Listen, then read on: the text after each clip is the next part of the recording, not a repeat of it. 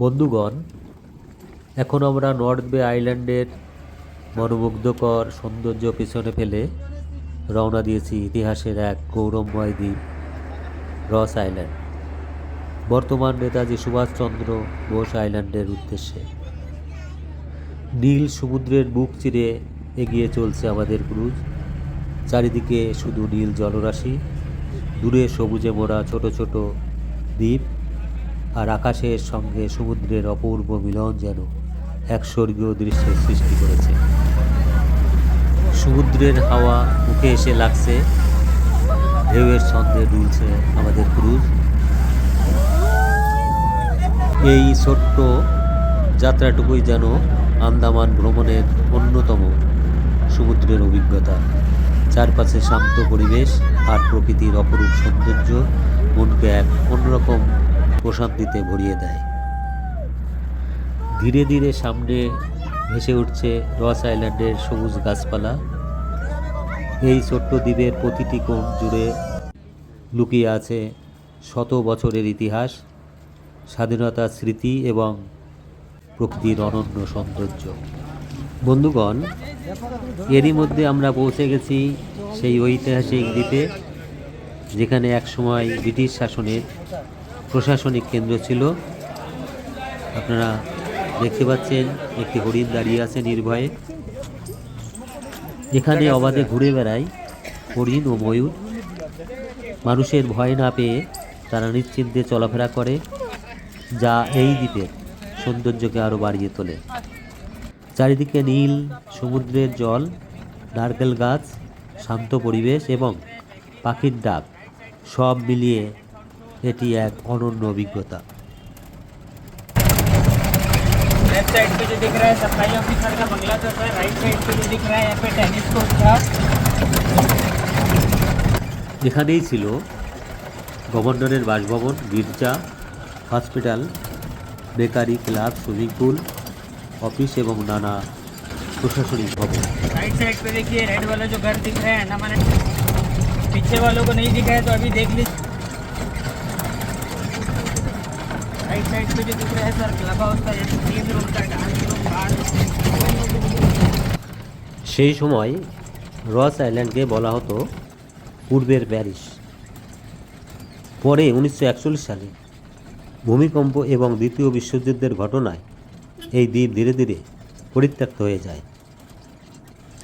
এই দ্বীপের সঙ্গে জড়িয়ে আছে আমাদের স্বাধীনতা সংগ্রামের এক গৌরবময় অধ্যায়।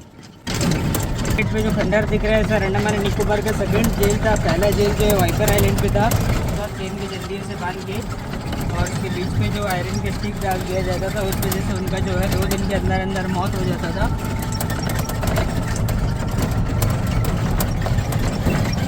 राइट साइड पे जो दिख रहा है सर कमिश्नर बंगला था।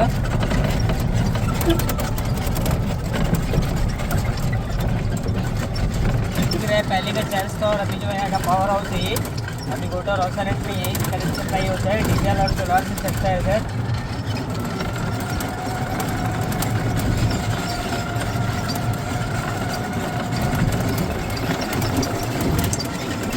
हाँ हाँ, लेफ्ट साइड में जो खंडर दिख रहा है उनका मैच था, उसके बगल में जो इनका गार्ड रूम डल रहा है।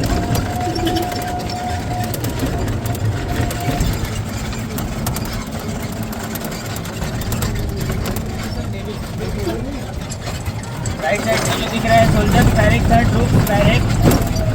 सर आप लोग 1943 সালের ডিসেম্বর মাসে নেতাজি সুভাষচন্দ্র বোস আন্দামানে আসেন এবং ব্রিটিশ শাসনের বিরুদ্ধে স্বাধীন ভারতের স্বপ্নকে আরও শক্তিশালী করে তুলেছিলেন।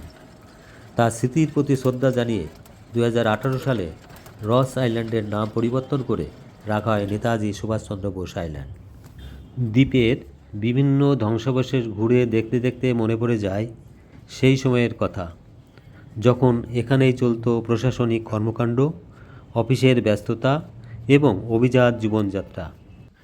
আজ সেই সব কিছু ইতিহাসের স্মৃতি হয়ে রয়ে গেছে।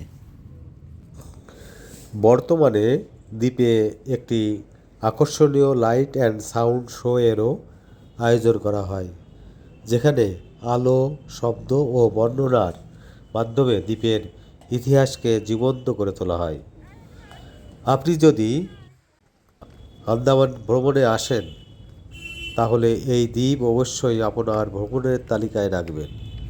ইতিহাস প্রেমী, প্রকৃতি প্রেমী কিংবা ফটোগ্রাফিতে ভালোবাসেন সে যেই হন না কেন, এই জায়গা আপনাকে মুগ্ধ করবে। আশা করি আজকের এই ভ্রমণ আপনাদের ভালো লেগেছে। ভিডিওটি যদি উপভোগ করে থাকেন তাহলে অবশ্যই একটি লাইক দিন, চ্যানেলটি সাবস্ক্রাইব করুন এবং নতুন নতুন ভ্রমণের ভিডিও দেখতে পাশে থাকা বেল আইকনটি চাপতে ভুলবেন না। পরবর্তী ভিডিওতে আবার দেখা হবে নতুন কোনো সুন্দর গন্তব্যে। সবাই ভালো থাকুন, সুস্থ থাকুন, ধন্যবাদ। ওরে মামি রাহুল এদিকে